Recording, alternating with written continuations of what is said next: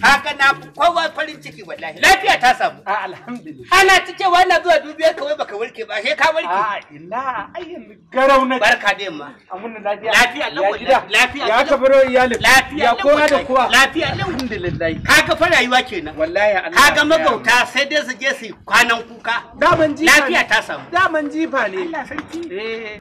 Wani kaga zan koma. To, tunda na same ka cikin lafiya ta samu. Koshin lafiya. Koshin lafiya. Alhamdulillah. Ai kaga zan fi kowa bari. Wallahi in ka je gida ka gaida iyalin. To shikenan Allah. Ka gaishe. To shikenan. Ka ce duk ina gaishe. Au kaga na so ne wata bantuwa.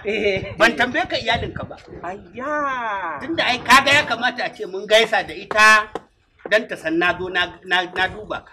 To wallahi dai yanzu ban sani ba. To. Ko ta nube ko tana sama. Ɗazun nan da safe ta ce min za ta yi wanka. Ita iyalin na. Dai na jefa ta a rijiya. Wallahi tallahi. Ka jefa ta a rijiya. Ban sani ba ma yanzu ta nube ko tana sama. Ai baka warke ba. An jima ma sabulu zan wulla mata. To wallahi baka warke ba.